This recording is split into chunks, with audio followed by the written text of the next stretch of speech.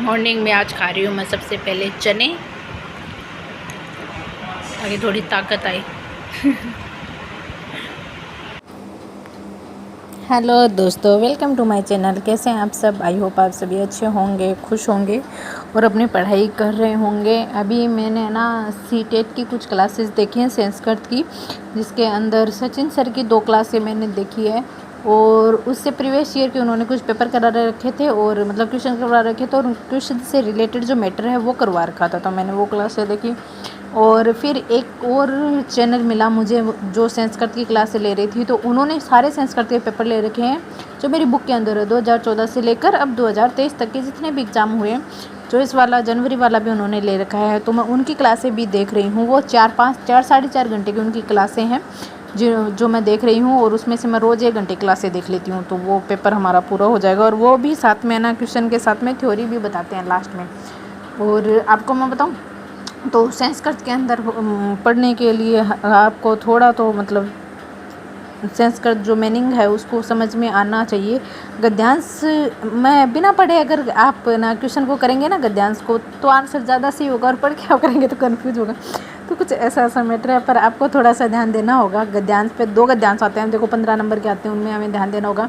और जो क्वेश्चन आते हैं वो मुझे लगता है कि हम जल्दी जो पेडालॉजी आते हैं उनके क्वेश्चन कर पाएंगे जो जल्दी, क्योंकि जो मैटर है इस संस्कृत का पेडालॉजी वाला और हिंदी का जो सेम ही है, तो उसके अंदर ज़्यादा दिक्कत नहीं आएगी।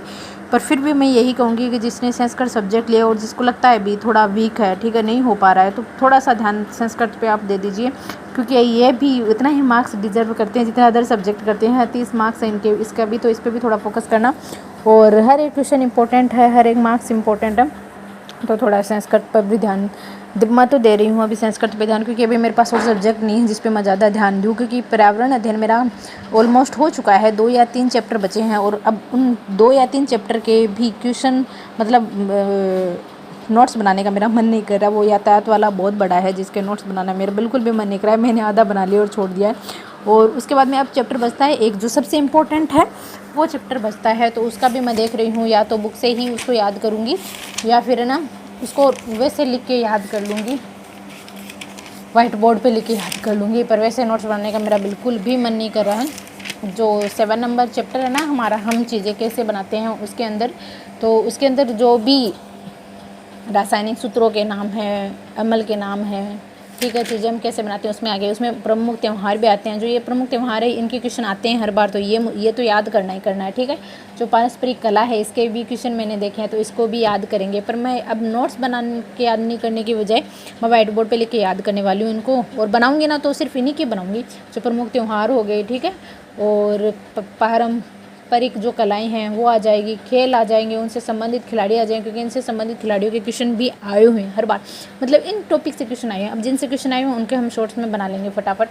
और उसके बाद में विभिन्न प्रकार के व्यवसाय हो गए, इसका बनाने का ज़्यादा ज़रूरत नहीं है। फल वगैरह हो गए, इसको भी आप 1-2 बार देख लेंगे तो ये हो जाएगा। तो उसके बाद में बचता है जो हमारा लास्ट चैप्टर है, वो पारिस्थितिकी तंत्र वाला बचता है, जिसका भी बनाने का उसमें 2 ही क्वेश्चन है जो मुझे इंपॉर्टेंट लगे थे। एक तो वो चिपको आंदोलन वाला जो सुंदरलाल बहुगुणा था, और एक अपिको आंदोलन वाला जो पांडुरंग हेगड़े थे। ये 2 ही क्वेश्चन ज़्यादा इंपॉर्टेंट लगे, और इसमें कुछ भी इंपॉर्टेंट नहीं है। उसके बाद में ये हमारा चैप्टर ख़त्म हो जाता है, इसलिए मैं अब इसके नोट्स बनाने वाली नहीं हूँ। और अगर आप लोगों को चाहिए होगा नोट्स तो मैं ज़रूर पिक्चर क्लिक करके या किस तरीके से इसको आप कर सकते हैं वो बता सकती हूँ। पर अब मैं पर्यावरण अध्ययन है वो भी हमारा ख़त्म हो चुका है। पेडालॉजी पर्यावरण अध्ययन की हो चुकी है पहले। अब मेरा जो सब्जेक्ट बचता है वो संस्कृत ही बचता है, तो मैं ज़्यादातर फोकस संस्कृत पे करने वाली हूँ, क्योंकि अदरवाइज़ तो बाकी सब कुछ चीज़ें हमारी क्लियर हो रही है पेपर से, जैसे कि साइकोलॉजी है वो पेपर से क्लियर हो रही है, हिंदी हमारी पेपर से क्लियर हो रही है, ठीक है, मैथ भी हो जाएगी हमारी, और बचेगा क्या फिर संस्कृत सब्जेक्ट फोकस करना है, पर्यावरण अध्ययन भी हो रहा है हमारा साथ में। तो अभी हमारे पास 1 महीना है प्रॉपरली, तो अब हमें उसे ज़्यादा वक्त देना है जो हमारा कमज़ोर पक्ष है। अदरवाइज़ हर पक्ष पे हर सब्जेक्ट को हमें टाइम देना है, पर जो कमज़ोर है उस पर ज़्यादा वक्त देना है। और मैंने कोशिश ज़रूर की बनाने की, पर वायु मार्ग तक मैंने नोट्स बनाए, उसके बाद में मैंने नोट्स नहीं बनाए। और आप सब लोगों की तैयारी कैसे चल रही है आप लोग ज़रूर बताना मुझे। और आप लोग जो भी मेरा वीडियो देखते हो वो कहाँ से देखते हैं ये भी कमेंट बॉक्स में ज़रूर बताना, और मेरे वीडियो कैसे लग रहे हैं ये भी बताना। अभी मैंने सुबह सुबह एक चीज़ और स्टार्ट की है, योगा। मैं यूट्यूब पे मैंने सर्च किया था बहुत योगा क्लासेस, पर मुझे कुछ अच्छी मिली नहीं।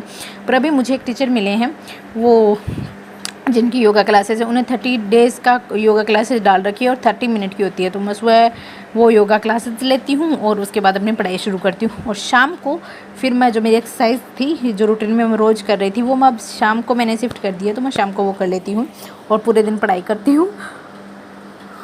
और अभी मैंने ना भारत वाला जो क्वेश्चन आता है ना हमारे पर्यावरण अध्ययन के अंदर, मतलब कौन सा, अभी मैंने जो क्वेश्चन देखे हैं पर्यावरण अध्ययन के अंदर, वो क्वेश्चन ऐसे थे कि ये राज्य कौन से राज्य से सीमा बनाते हैं, ठीक है, इनके इर्द गिर्द कौन सा राज्य है, या फिर केंद्र शासित प्रदेश इनमें से कौन सा है। तो इस तरीके के क्वेश्चन आते हैं। तो ये वाला चैप्टर भी मैंने कंप्लीट कर लिया। मैं जल्द ही इस चैप्टर से रिलेटेड, जो आप मान सकते हो, इसमें भारत का परिचय आ जाता है, ठीक है। तो मैंने भारत की क्लास से अब लेना शुरू कर रही हूँ, मैं भारत जीके की, ज्योग्राफी की। तो भारत का जो भौगोलिक रूप है वही इसमें आ जाता है, तो वो मैंने कंप्लीट कर लिया है। आप अगर नोट्स में देखना चाहते हो तो मैं नोट्स में भी दिखा दूंगी अगले वीडियो में। और अभी 1-2 दिन से मौसम एकदम अच्छा हो चुका है।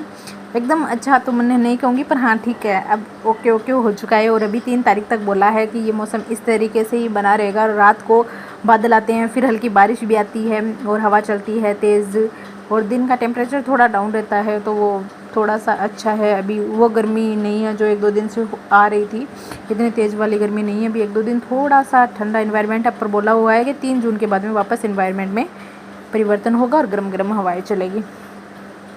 तो देखते हैं तब का तब, अभी इंजॉय करते हैं इस खूबसूरत वातावरण को।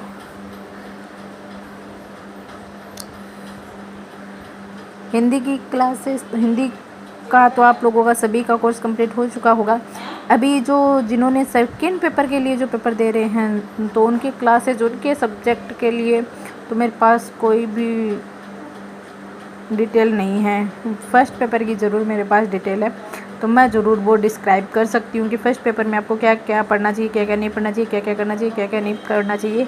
और सीटेट के अलावा अभी मेरा एक एग्ज़ाम और है जो अभी है, तो उसके अंदर भी इसी तरीके के टॉपिक्स हैं। थोड़ा राजस्थान का जीके ज़रूर आएगा उसके अंदर, तो वो भी देना है मेरे को। पर सीटेट के बाद में मेरा जो एग्ज़ाम है वो सेंटर का तो नहीं है, पर राजस्थान के ज़रूर 1-2 एग्ज़ाम है। जैसे एलडीसी का एग्ज़ाम है, वुमेन सुपरवाइज़र का मेरा पेपर है, और आगे जो सीईटी के एग्ज़ाम्स हैं वो भी हैं। तो वो सब कुछ राजस्थान से रिलेटेड है, जिसमें ये जो मैं पढ़ रही हूँ उनसे मैटर बहुत कम है। पर हाँ, भारत का जीके उसके अंदर आएगा, और ये वही है, पढ़ा हुआ कभी ना कहीं तो हेल्प करेगा। तो आई नो कि ईवीएस का जो पढ़ा हुआ है ना, वो ज़रूर हेल्प करेगा, क्योंकि चीज़ें ऐसी ही है जो आ जाती है, घुमा फिरा के दे देते हैं वो क्वेश्चंस। अदरवाइज साइकोलॉजी तो अगर नोट डाउन किया हुआ होता है सिलेबस में तभी आती है, अदरवाइज साइकोलॉजी नहीं आती है। हाँ, हिंदी हेल्पफुल कर सकती है आपको। मैथ तो कहीं भी आपका पीछा नहीं छोड़ने वाली है। मैथ को पकड़ के रखिए, जकड़ के रखिए मैथ। और अभी मैं इंग्लिश की भी क्लासें ले रही हूँ, तो इंग्लिश में मेरे जो टॉपिक चल रहे हैं वो बताती हूँ आपको। अभी इंग्लिश में मैं प्रोनाउन पढ़ रही हूँ।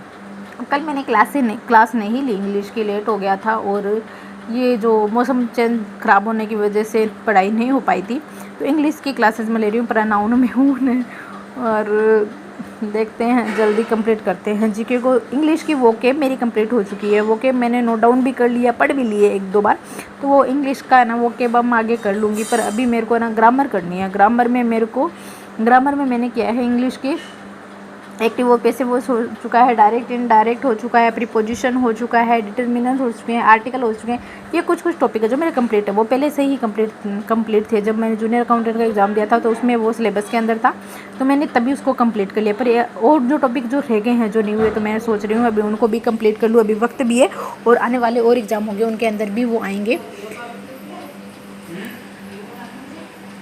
तो इसीलिए मैं ना सोच रही हूँ प्रोनाउन कर लूँ। मुझे नहीं आता, नाउन भी मेरे को नहीं आता। प्रोनाउन हो गया, नाउन हो गया, और भी बहुत सारे टॉपिक्स थे इंग्लिश में उन्होंने दे रखे थे, तो वो जो मुझे कंप्लीट करना है। और आज मैंने 1 बजे से लेकर 4 बजे तक सिर्फ नोट डाउन किया है, सिर्फ नोट डाउन किया। इसीलिए मैं अब इसका पर्यावरण अध्ययन के नोट्स नहीं बनाने वाली। एक तो मेरा हाथ दर्द करने लगा, ऊपर से अब मुझे लगता है कि कर लेंगे, ऐसे ही याद हो जाएगा। ये छोटी छोटी चीज़ें हैं जो अब याद हो जाएगी। मोस्टली हमने कितने चैप्टर तो कर लिए हैं, 5 चैप्टर हम नोट डाउन कर चुके हैं। अभी एक है जो ज़्यादा मोस्ट इंपॉर्टेंट है, इसको हम कर लेंगे। और आज मैंने जो नोट डाउन किया था वो भारत का जीके वाला ही किया है, जिसके अंदर अंतर्राष्ट्रीय सीमा, तटीय सीमा हो गई, उनके बारे में नोट डाउन किया था। सारे जो भी हमारे पड़ोसी देश है उनके बारे में, भारत के जो पड़ोसी देश है उनको नोट डाउन किया था। फिर तटीय जो सीमा लगती है उसको नोट डाउन किया। इस तरीके से आज पूरा मेरा लिखने में दिन चला गया। फिर मैं थक गई और फिर आज मैंने थोड़ा आराम भी किया। फिर अभी मैं सोकर बस उठी हूँ। मैंने सोचा कि आप लोगों के लिए वीडियो बना देती हूँ, वीडियो रिकॉर्ड कर लेती हूँ फटाफट, और फिर और पढ़ेंगे थोड़ा। अभी सुबह मेरे को काम रहता है तो मैं सुबह जल्दी नहीं पढ़ पाती हूँ, और पता नहीं क्यों, मतलब 1-2 महीने से ना रूटीन सिस्टम सब कुछ गड़बड़ा चुका है, रियल में गड़बड़ा चुका है। मतलब खुश नहीं हूँ मैं इस चीज़ से। अपनी जो मैं, अब मुझे ऐसा लगता है जो मैं थी मैं वो हूँ नहीं, पता नहीं क्यों। कभी कभी हमें लगता है ना जो मैं वो, मैंने एक स्टूडेंट के तौर पर, मतलब आप एक कंपटीशन के अंदर हो और तैयारी कर रहे हो, उसके अंदर अब मैं वो फील नहीं कर पा रही हूँ खुद को बहुत मेरे को गुस्सा आ रहा है खुद पे, और मुझे बहुत अजीब सा लगता है, क्योंकि मैं सुबह जल्दी नहीं उठ पाती हूँ। मैं वो लड़की थी 3 बजे भी उठ जाती थी, 4 बजे उठ जाती थी। मैं कंटिन्यू मार्च तक मेरा यही शेड्यूल था। मैं 3 बजे उठ जाती थी, 4 बजे उठ जाती थी, और तब मैं पढ़ लेती थी 7-8 बजे तक आराम से। तो मेरे 1-2 सब्जेक्ट हो जाते थे और मुझे बहुत अच्छा फील होता था। और अब मैं उठती हूँ 7 बजे, 7:30 बजे, तो वो 3-4 घंटे पहले वाला वो तो चला जाता है। पर मैं रात को लेट सोती हूँ। पहले मैं सो जाती थी 9-10 बजे, और अब मैं सोती हूँ 12 बजे, पर रात को पढ़ लेती हूँ। पर वो मुझे अच्छा नहीं लग रहा, मुझे सुबह उठना है, पर पता नहीं क्यों सुबह मैं उठ ही नहीं पा रही हूँ। ये नहीं मैं डिमोटिवेटेड हूँ पढ़ाई को लेकर, बिल्कुल भी नहीं हूँ। मोटिवेटेड हूँ, पूरे दिन में पढ़ाई कर लेती हूँ, पर वो 4 बजे जो उठ के पढ़ने वाली फीलिंग्स है ना, वो नहीं आ रही मुझे, पता नहीं क्यों नहीं आ रही। मैं 4 बजे उठ के नहीं पढ़ पा रही हूँ। और फिर दिन में है ना, सुबह उठ के फिर मैं डायरेक्ट पढ़ भी नहीं सकती हूँ, क्योंकि इतनी गर्मी, इतनी धूप रहती है। तो मैं सोचती हूँ फटाफट अपना काम करती हूँ, तो मैं झाड़ू पोछा कर लेती हूँ फटाफट, फिर और कुछ बर्तन साफ़ कर लेती हूँ, और अगर कुछ एक्स्ट्रा काम हो तो वो करके फिर मेरे को ना 10-11 बज जाता है। फिर मैं नहाती हूँ, नहा धोकर खाना खाती हूँ, फिर मैं पढ़ाई करने बैठती हूँ। तो आप लोग सोच सकते हैं तब तक तो मेरा माइंड की जो परत होती है ना, वो घिस चुकी होती है आधे से ज़्यादा। पता नहीं, मैं चाहती हूँ मैं सुबह सुबह पढ़ूँ। रात को पढ़ने वाली स्टूडेंट मैं नहीं हूँ, मैंने कभी भी रात में स्टडी नहीं की है। मैं सुबह जल्दी उठ कर ही पढ़ने वाली हूँ। मैं 4 बजे उठ जाती थी, 3 बजे उठ जाती थी, तो वो मेरे लिए ज़्यादा सही होता है, क्योंकि रात को अब 8 बजे के बाद में ना बॉडी बिल्कुल भी साथ नहीं देती। मतलब माइंड पूरा भर चुका होता है, खोपड़ी में कुछ ज़्यादा जानता नहीं है। अगर तुम कितनी भी ट्राई करो तो मेरी खोपड़ी में ज़्यादा जाता नहीं है। मैं कितनी कोशिश कर लूँ, जिसकी वजह से अब मैं पता नहीं क्या करूँ सुबह। इसलिए मैंने अब योगा की क्लासेस, सुबह योगा क्लासेस स्टार्ट किए, ताकि योगा कर लूँ सुबह तो थोड़ा अच्छा फील हो, कुछ बेहतर हो, पढ़ाई कर पाएँ हम। तो देखते हैं, हाँ थोड़ा सुबह जल्दी उठने की कोशिश तो करती हूँ।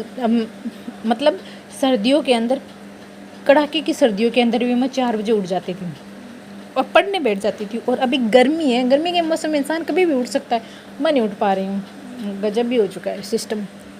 इसीलिए ना मैं अब धीरे धीरे करके खुद को थोड़ा सा इम्प्रूव करने की कोशिश कर रही हूँ, वापस पहले वाली बनने की कोशिश कर रही हूँ। उठने वाली तो पहले वाली बनने की कोशिश कर रही हूँ, पर अभी मेरी सिटिंग जो सिस्टम है वो भी बेटर हो चुका है। मैं कंटिन्यू पढ़ सकती हूँ, मुझे अच्छा फील हो रहा है पढ़ के भी, पढ़ाई करके भी, और अपने बारे में और चीज़ें जानकर भी। पर फिर भी मैं उठ नहीं पा रही हूँ। मुझे ये चीज़ें बहुत खलती है। एक स्टूडेंट के लिए ये चीज़ें बहुत इंपॉर्टेंट होती है, मेरे लिए बहुत इंपॉर्टेंट है। मेरे घर में सबसे पहले मैं उठती थी, और अब मुझे ऐसा लगता है कि मैं तीसरे नंबर पर उठती हूँ। 4th नंबर आ चुका है मेरा। चलिए मिलते हैं अगले वीडियो में, तब तक के लिए अपना ध्यान रखिए, खुश रहिए, बाय बाय, टेक केयर।